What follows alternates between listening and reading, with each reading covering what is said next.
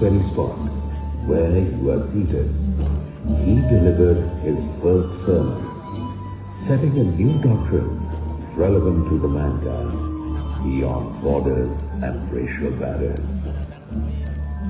Today, Sarnath is one of the most consecrated pilgrimages for his followers. Let us delve วันนี้ into ค the ณะ past, สงฆ์ได้อยู่ที่ to the ego สารนาถเมืองพาราณสี and embrace นี่คือ Buddha's สถานที่แสดงพระปฐมเทศนาสารนาถถือว่าเป็นสถานที่ที่สำคัญอีกที่หนึ่งวันนี้ถือว่าพิเศษคณะสงฆ์ได้เข้ามาชมวินิทัศน์หรือว่าประวัติอะไรต่างๆที่เป็นการฉาย Not too far away from here ให้เราได้เห็นเรื่องราวเรื่องเล่า โดยเอาทำให้สถูปเป็นจอก็ว่าได้ให้ได้เห็นเรื่องราวต่างๆเดี๋ยวท่านทั้งหลายชมไปพร้อมๆกันเลย Then Banaras and now Varanasi.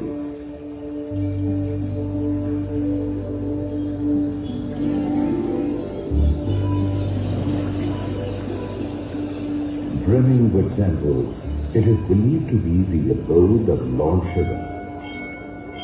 Every evening, the panoramic ghats glitter with innumerable oil-lit lamps, accompanied by the chanting อันนี้เขากำลังเล่าประวัติเมืองพาราณสี providing solace to the soul.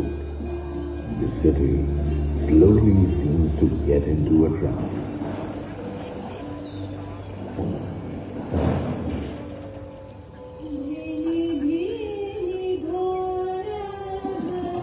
Varanasi has been the epicenter of art, culture, spirituality, and knowledge. Many experiments of music and dance have originated from here.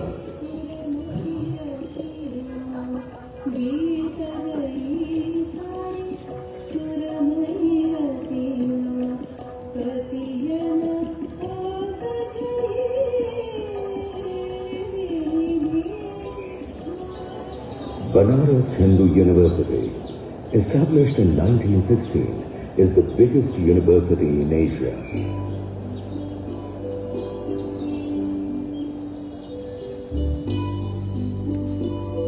The holy fire at Manikarnika Ghat is eternal. It is believed that on cremation here, one achieves moksha, freedom from the cycle of birth and death.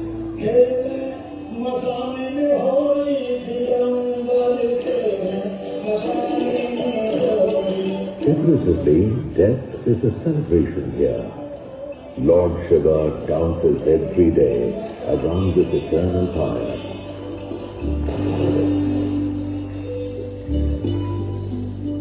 These lively lanes, ever bustling with life, continuing to pulsate with the wisdom of saints like Kabir and Tulsidas, who once lived here. Pilgrims are drawn to these ghats for a dip in the holy Ganges to rinse off their sins and seek solace within their spiritual selves.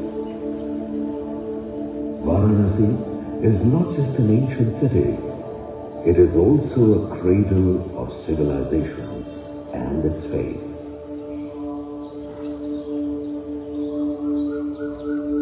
How did these cities come into existence? Who built them? Palaces and forts tell us that they were a part of kingdoms of great kings, who must have raised these cities and palaces. Some kings were lost in the mist of history, and some made a mark on it with their valor. There were some, however, who were born in the family of warriors but did never become one, nor did they extend their empires. Today we will tell you the story of such a prince who, though born in royalty, gave up all his comforts and luxuries and chose to walk an arduous spiritual path in the search of the panacea to human suffering.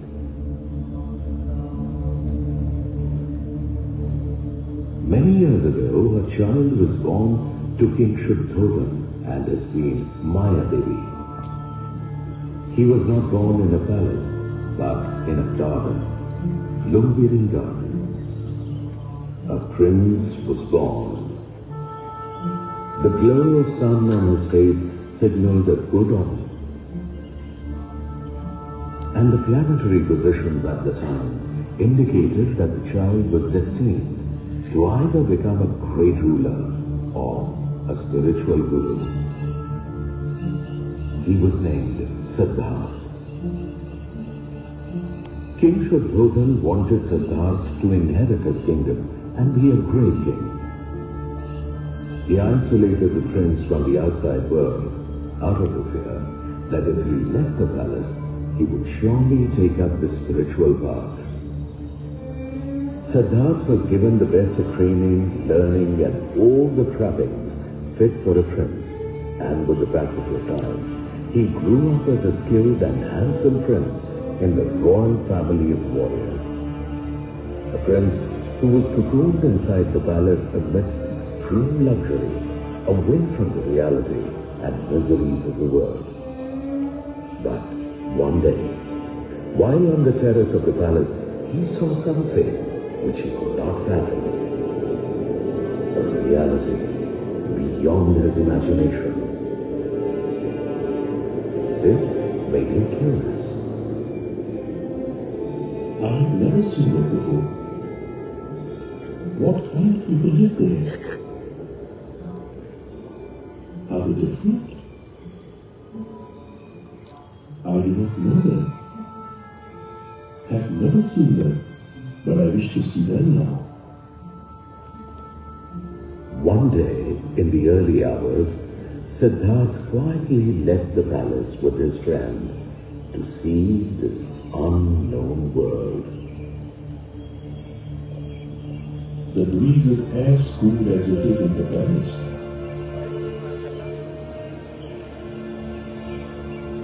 The trees and flowers are no different than those in our gardens. Water looks the same, so does the soothing sun. Everything seems to be the same. He became restless when he saw a sick man. He had never seen one before. He asked his friend, Why does he look like this? It is due to his bad health, Prince. He is sick. After a while, he saw a very old man. Why does he look so bigger? Prince, his age is catching up. He is now very old. And further ahead, he saw a dead body. Why is he lying on the ground? What are these people around him with? Prince, he is the old man. He is the old man. Those people are his family members, grieving over his death.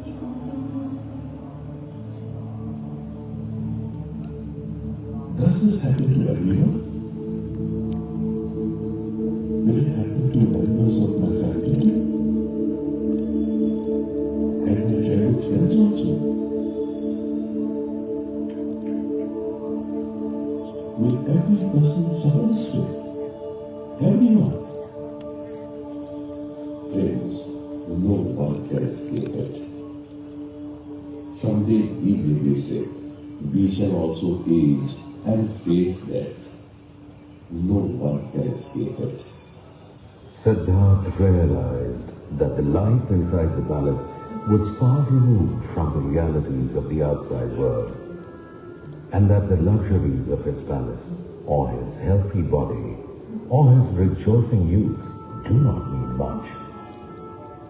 He recognized that sickness, old age, and death are inevitable, and yet, with no immediate answers to his query on the true meaning of it, his mind continued to be full of disturbing uncertainties. He was beginning to realize that only after finding the meaning of the true nature of the life cycle, one can transcend the human sufferings. He also realized that there is much more to see and explore to get to the truth. He started going out, now more often and alone, to calm his spiritual unrest and clear his doubt. One day, he saw an ascetic, deeply immersed in meditation.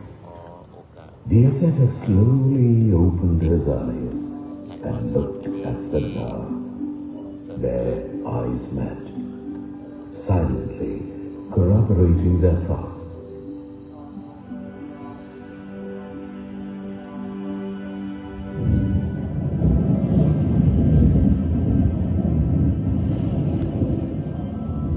It dawned on Siddhartha that the answers to his questions lay within himself, and if he wanted to help the common man get rid of the sufferings of life, he himself had to understand it first. His decision to go on a quest was beginning to take root. Siddhartha sensed that he cannot embark upon his mission without giving up his emotional bonds. He must leave the palace to live the life of a mendicant. One night, Siddhartha left the palace, leaving behind his wife, son, and all that belonged to him.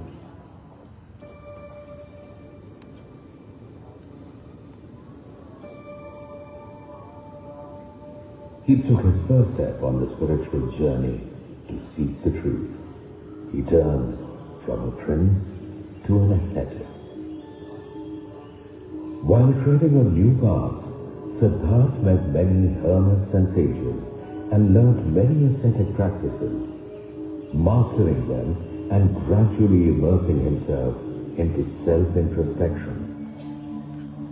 In one of the ashrams, a group of 5 monks, Kautinya, Mahanavan, Bhaktivedanta, and Ashwaji, saw Siddhartha in a deep meditation. Who is he? Look at the divine peace on his face. He looks unperturbed by the outside world. He is fully absorbed in his deep meditation. We should remain with him and follow his ways. That will surely lead us to enlightenment. They became the first followers of Siddhartha, adopted his methods of meditation, and progressed in their own pursuit.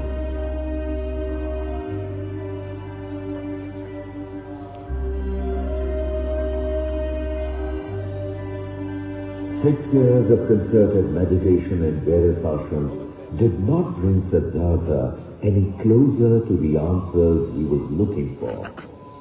He realized that it was still a long way to go, and the time available to him was merely one lifetime, within which he, like a single earthen oil lamp, must first get enlightened with the truth, and then light up the lamps of truth in the people around him. When we light a single lamp, it goes off after a few hours. But if several lamps are lit with single lamp, we can create unending light to illuminate the lives of many more.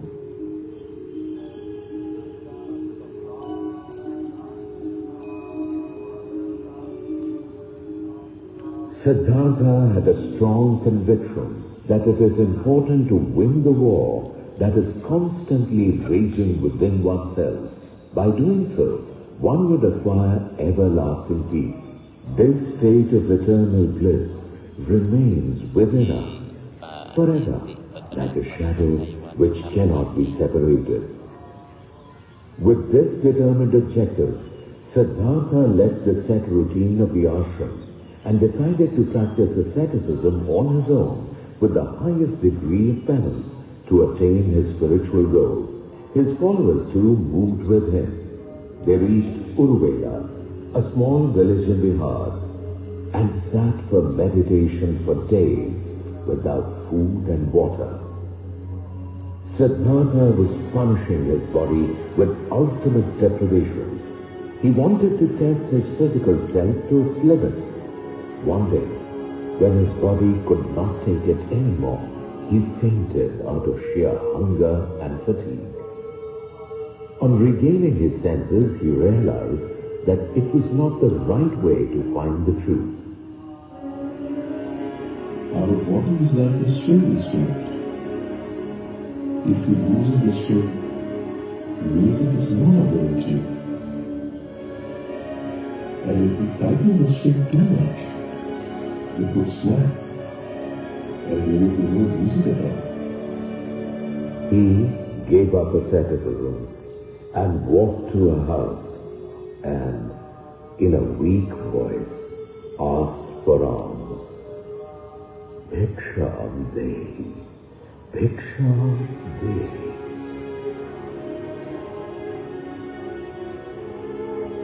When Siddhartha's 5 followers saw this, they felt cheated. Look, he has given up his penance and is asking for alms, abandoned his meditation. What kind of a sage does that? He has lost his way. How can he lead us now? He is degraded now. We must find our own path, or we too will be dishonored like him. Siddhartha was left alone. He was weak but determined. He started his meditation under a peepal tree on the banks of river Niranjana with a new resolve. No matter what happens to my physical self, I will go on till I vanquish my doubts and find enlightenment. Through intense meditation to know his inner self, he finally emerged victorious. On the day of full moon, after nearly 40 days, he attained enlightenment. He understood the noble truths of life. Siddhartha became Buddha. That peepal tree is now called Bodhi Vriksha, and the place is known as Bodhgaya. Buddha set about thinking as to how to spread the divine knowledge that he had attained. Who could be the people spiritually attuned to accept this knowledge? Buddha remembered his followers who had abandoned him. He began his journey towards Sarnath. When he entered Sarnath, the environment suddenly became serene. His fellow monks who had abandoned Siddhartha, thinking that he had gone astray, were entranced and humbled by the divinity on his graceful face. They realized that they had failed to grasp the greatness of Siddhartha's actions and welcomed Buddha with utmost respect and devotion. They became Buddha's first disciples.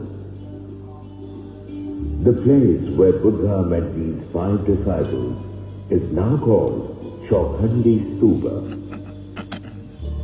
Buddha smiled with compassion and, sensing their eagerness, delivered his first sermon from the place where stands the grand Dhammik Stupa in front of you.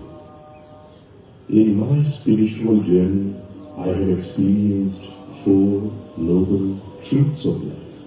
The first noble truth is that the life cycle of birth to death is full of suffering. The second noble truth is that the cause of this suffering is desire.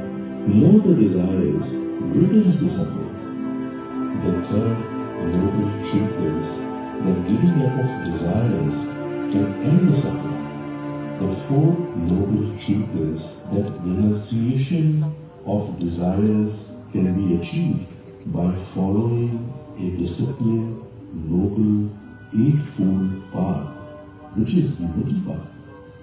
Following these paths is like entering a dark room with a light in hand. The darkness gets dispelled and the room is brightened. Buddha stayed here in this compound for a few days at Moolagandha Kuti Vihar. Buddha's teachings were very simple. He solved the most difficult problems of life in a very ordinary manner. Once a woman came to him with her dead child. Save him, my lord. Please revive my son. Make him breathe again. Certainly. Just get some mustard seeds from a family where no one has ever died, and I will revive him. The woman thought for a while and realized that no one can escape the eternal truth of existence, death.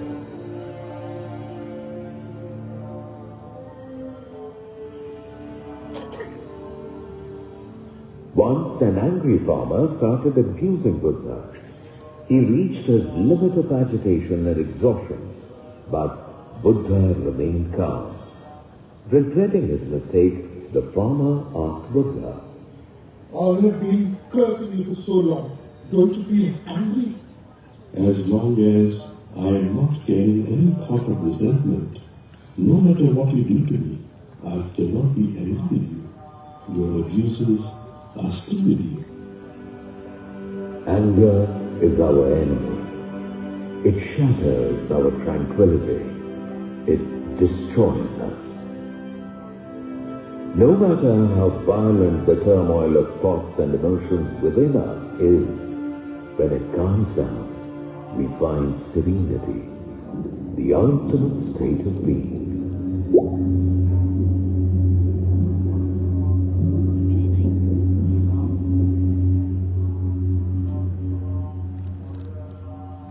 Such was the wisdom Buddha preached to people from all walks of life, kings, slaves, soldiers, or common people. He would often compare every living soul to muddy water, which is oblivious to the fact that beneath its surface lies purity and peace.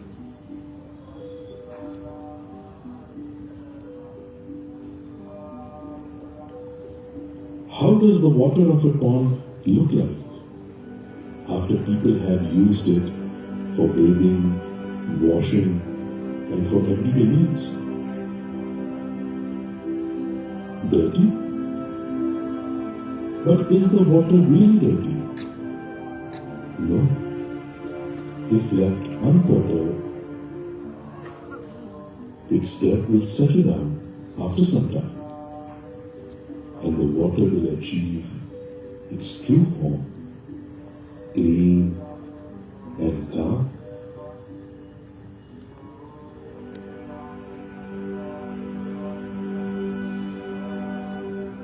Buddha established his Sangha and sent 60 of his first disciples to all corners of the country to spread his teachings among the common people.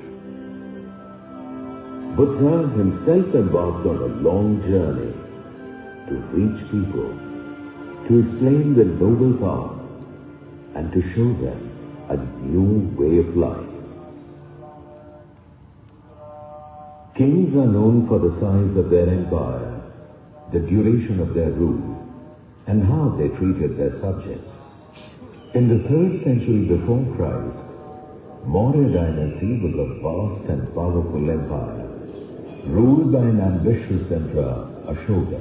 He attacked Kalinga Empire and fought a bloody battle that lasted for many days. Ashoka was victorious, but the victory left him soaked in the blood of hundreds of thousands of soldiers, mercilessly killed. This wanton destruction shook Ashoka to the core.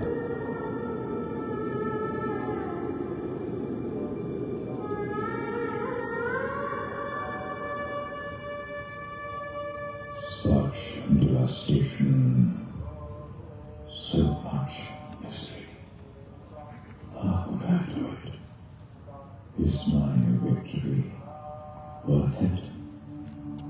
A repentant Ashoka denounced war forever and embraced non-violence, compassion, and fellowship, the path of Buddhism.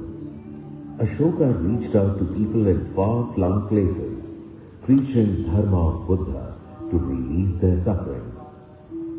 He built thousands of stupas and viharas across the country and built many other memorials at Sarnath too. As you approach this complex, you cannot miss this towering Dhammik Stupa, the construction of which was initiated by Ashoka and completed by other kings after him. The remains of the pillar from Ashoka's time exist in Sarnath even now. Its top was adorned with its royal symbol of 4 lions, symbolic of the 4 noble truths preached by Buddha, and the wheel of Dharma. These are now the national emblem of India. Ashoka built Dharmarajika Stupa and many viharas in Sarnath for Buddhist monks. He also paid his respects to Buddha by building Moolagandha Kuti Vihara at the place where Buddha stayed in Sarnath. Buddha was born a prince, yet when he saw the suffering around him, he renounced everything, walked an arduous path, understood the cause of suffering and the power to transcend it. He spent his life teaching people that if one wishes to reach a state of no suffering, one must follow the noble eightfold path. His teachings remained relevant and would remain so eternally. The stupas, the pillars, and the viharas still resonate with the calm echoes of Buddha's sermons. Sarnath, its air suffused with spirituality, sends the message of love and compassion to the entire world.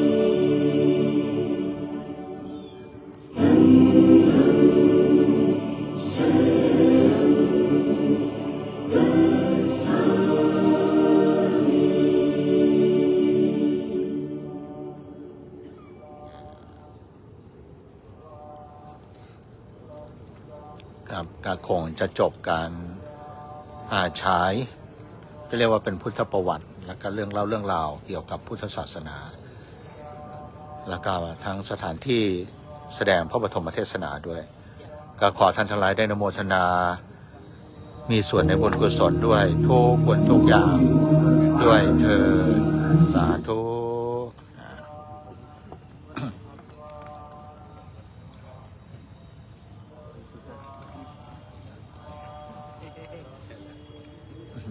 บรรยากาศของผู้ชมท่านทั้งหลายได้เห็นซึ่งวันนี้ถือว่าเป็นรอบพิเศษซึ่งไม่เคยมีคณะเข้ามาคณะอื่นอาจจะมีเข้ามาแต่ว่าคณะเราเพิ่งครั้งแรกในการเข้ามาชมการฉายพุทธประวัติที่สารนาถอันนี้ต้องขอกราบขอบพระคุณท่านพระอาจารย์ดร.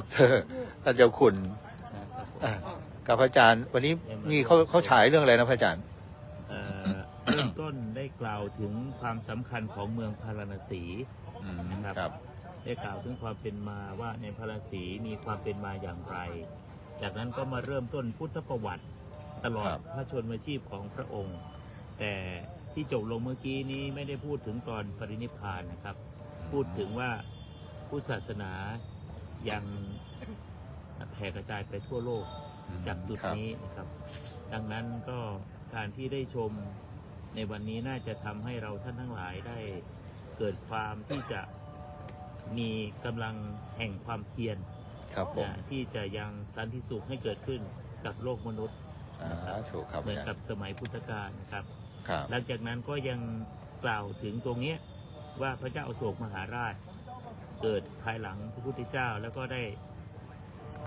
เกิดความสลดสังเวชใจในการทำสงครามที่เมืองกลิงคะแล้วก็หันมานับถือพุทธศาสนาหลังจากได้นับถือพุทธศาสนาแล้วพระองค์ก็เจริญตามรอยบาทพระศาสดาตาม4สังเวชนียสถาน แล้วก็ทุกแห่งพระองค์สร้างวัดและสถูปวิหาร84,000 วัดรวมทั้งสารนาถนี้ด้วยนะครับ ครับ ก็มาจบลงตรงนี้นะครับ ที่เสาอโศกด้วยใช่ไหมอาจารย์ ครับทั้งหมดเลยนะครับ แล้วก็เมื่อสักครู่นี้ก็มีภาพในพิพิธภัณฑ์ เป็นภาพเสาหินของพระเจ้าโศกมหาราช ซึ่งถือว่ารัฐบาลอินเดียปัจจุบันนี้ได้นำมาเป็นสัญลักษณ์ประจำประเทศอินเดีย ประเทศไทยเรามีพญาครุฑเป็นตราสัญลักษณ์ ประเทศอินเดียมี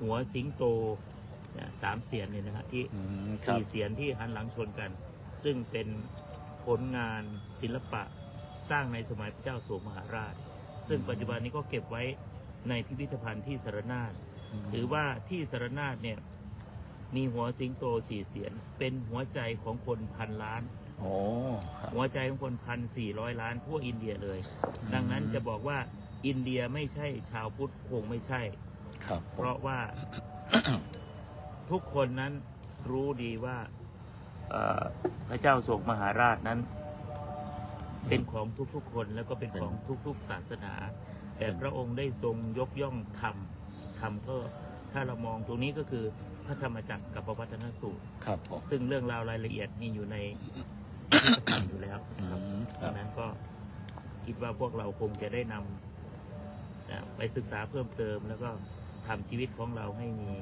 ความสุขปราศจากความทุกข์เหมือนในสมัยของพระพุทธองค์ครับผมครับขอกราบขอบพระคุณท่านอาจารย์เป็นอย่างยิ่งวันนี้เมตตาพาคณะสงฆ์ได้เข้ามาทางกับสักการะสารนาถแสดงสถานที่แสดงพระธรรมจักรกับพระวัฒนสูตรและก็ได้ชมจะเรียกว่าวิดิทัศน์พุทธประวัติแล้วก็เรื่องเล่าเรื่องราวเกี่ยวกับพระพุทธศาสนาโดยเฉพาะที่สารนาถด้วยก็เป็นอะไรที่ให้พระคุณเจ้าได้ตื่นตาตื่นใจในการได้ชมสถานที่และก็ได้เห็นอะไรต่างๆหวังว่าท่านอาจารย์จะได้นำไปขยายผลที่อุทยานธรรมดงยางทราบว่ามีวัตถุประสงค์ในการก่อสร้างองค์ธรรมิกสถูปอยู่ครับกำลังสร้างครับได้เห็นเหตุการณ์ตรงนี้ก็จะได้ขยายผลก็นำทำเป็นเรื่องราวซีรีส์พุทธประวัติให้กับญาติโยมพ่อแม่ปู่ย่าตายายลุงป้าน้าอาลูกเด็กเล็กแดงที่บ้านเราได้เห็นนะครับครับผมครับกราบขอบคุณพระอาจารย์เป็นอย่างยิ่งครับขอบพระคุณเจ้าสาธุกับพระอาจารย์นะครับสาธุกับพวกเราสาธุครับโชคดีมากนะครับได้เข้ามาชมแล้วก็ได้อยู่ถึงขนาดนี้ปกติ6 โมงเขาให้ออกไปแล้วนะครับพระคุณเจ้ารอบนี้โชคดีมากสาธุอีกครั้งหนึ่งนะครับสาธุครับเสร็จแล้วเดี๋ยวเราจะไปกราบพระสารีริกธาตุแล้วก็ไปชมวัดศรีลังกานะครับช่วงนี้ก็นิมนต์พระคุณเจ้าเตรียมตัวนะครับแค่นี้นะครับสาธุขอให้ท่านทั้งหลายได้อนุโมทนากับการประพฤติการปฏิบัติการเดินทางของคณะสงฆ์ขอท่านทั้งหลายมีส่วนแห่งบุญมีส่วนแห่งธรรมขอให้มีความสุขความเจริญให้ยิ่งขึ้นไปโดยทั่วกันทุกท่านทุกคนด้วยเทินสาธุเจริญพร